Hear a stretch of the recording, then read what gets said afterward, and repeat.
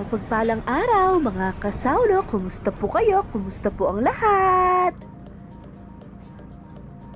Ayan po at magluluto po tayo ngayon mga kasawlo ng dalawang flavor ng chicken wings. Pero bago po yan, kailangan muna nating bilhin ang ating mga sangkap na kinakailangan. Of course, kailangan po natin ng 3 joints na wings. Nakita ko lang po yung mga display dyan sa Pure Gold. Pag ganyan po may mga display ng ganyan, diba? Sobrang ano na po, Christmas feels na po, mga ingredients po. Kumuha po ako ng Nestle cream, Alaska Evap, tapos pumunta po tayo ng, ang tawag dito, na-black ako, may samid-samid pa, condiment section. Kumuha po ako ng ginisa mix at saka magic sarap, pampamagic ng ating lulutuin. Tapos naman po, kumuha na din po ako dyan ng mantika, pamprito po ng ating mga wings mga kasawlo. Siyempre sabi ko kayo sa video mo muna ako, kunwari maglakad-lakad muna ako. Tapos, depende po sa inyo kung anong hot sauce na brand yung gagamitin nyo. At saka, sweet chili sauce. Kailangan din po natin ng butter, isang black po. At saka mayonnaise para sa ating sauce. Gagawa po tayo ng mayo garlic sauce. Kumuha na din po ako dyan ng creamer ni asawa pang kape. So, ayan po, habang nasa counter po ako, nakita po ni asawa yan, laptop table. Matagal na po namin hinahanap yan. Ganyan na ganyan po, yung may tinutupi na ganyan. Parang tinadhana po talaga, inano ni Lord, wala tayong balak pumunta ng Pure Gold, pero napadpad po tayo ng Pure Gold. So, ayan po, matagal na nating inaano yan, inahanap. Binili po agad ni asawa yan. Thank you po, Lord.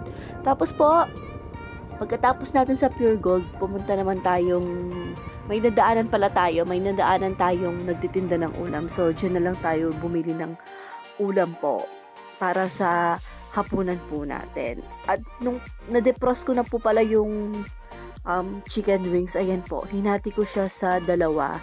Bali, 3 joints po pala yan. Tapos, hinati ko sa dalawa para parang ano siya, nasa ano lang tayo, anlihan, on the wings po. Kasi ganyan daw po yung gustong cut ni asawa. Ayaw niya ng buho. Buho? Kapampangan yarn. Ayaw po niya ng buo. Kaya hinati ko lang po yan sa dalawa. So, ganyan naman po talaga yung masarap na hiwa pagdating sa chicken wings. Tapos po, nagdikdik na rin po ako ng bawang dyan pang marinate po natin sa ating chicken wings. Tapos po, ginayat-gayat ko na po siya ng maliliit para malasa po yung pagka-marinade ng chicken wings natin. Naglagay na po ako dyan ng asin, paminta, ginisa mix, magic sarap, tapos paprika, onion powder, maraming onion powder po. Ay, garlic powder po pala, sorry. Tapos 2 itlog, large size, 3 kutsara ng cornstarch, at saka minekos-mekos na ni Insan. Ayan po, malinis po yung kamay natin dyan mga Insan ha. Mix-mix lang po hanggang sa makombine po lahat ng mga ingredients na nilagay natin dyan. Tapos minarinade ko po pala yan overnight.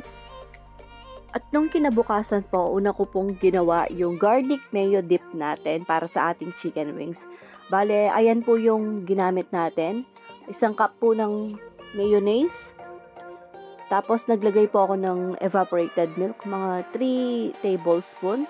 Minced garlic, paminta, ginisa mix, sugar, garlic powder, at saka yung basil leaves po. So, ayan po. Tapos, imekos-mekos lang natin yan Insan hanggang sa mag-combine ulit po yung mga ingredients. Sobrang sarap po niyan mga kasawlo sa ano natin, sa partner sa ating chicken wings. Tapos, yung pang-marinate, pang-coat naman po pala yung gagawin natin. Bale, 1 cup ng harina, kalahating cup po ng cornstarch, tapos naglagay lang ako ng ginisa mix. Tapos haba pong nagpapainit ako ng mantika dyan, ginawa ko naman po ay binalatan yung itlog na maalat at saka dinurog-durog ko po, as in yung pinupo mga kasalo, as in wala na pong buo-buo ganun. Nung last na ginawa ko pong ganyan, may buo-buo pa, medyo hindi po masyadong naglasa yung itlog na maalat. So ayun po, magko-coat na po tayo ng ating chicken wings at saka diretso na prito na po yan. Make sure na makaut po lahat ng chicken wings ng harina mga kasawlo. Tapos ayan, magpiprito na po tayo. Tapos nung naprito na po mga kasawlo, ayan po si asawa po pala yung nag-aano dyan, nagprito. Gawa na tayo ng buffalo sauce. Maglagay lang po tayo ng butter. Tapos, yung hot sauce po, depende po sa dami na gusto nyo. Sweet chili sauce, ketchup, paminta, magic sarap, sugar, 2 tablespoon of sugar. Pwede din pong honey, depende po sa inyo kung ano po yung ingredients na available kayo dyan sa bahay. Tapos, imekos-mekos lang po natin mga insan. Make sure na mamix po yan ng mabuti. Tapos, pakuluan lang po natin ng konti. At ilagay na natin ang ating chicken wings. Ayan, i-coat lang po natin ng maayos yung ating mga wings sa ating ginawang sauce. Ready na po yan. Ngayon naman po, gawa na tayo ng creamy salted wings po. Tama ba? Creamy salted egg wings po. Ayan. Nagkisa lang po ako ng bawang dyan. Tapos, pinalabas po natin yung aroma. Tapos, nung nalabas na po yung aroma, nilagay na po natin dyan yung ating itlog na maalat. Tapos, minekos-mekos lang po natin ng maigi yan hanggang sa maluto po ng ayos.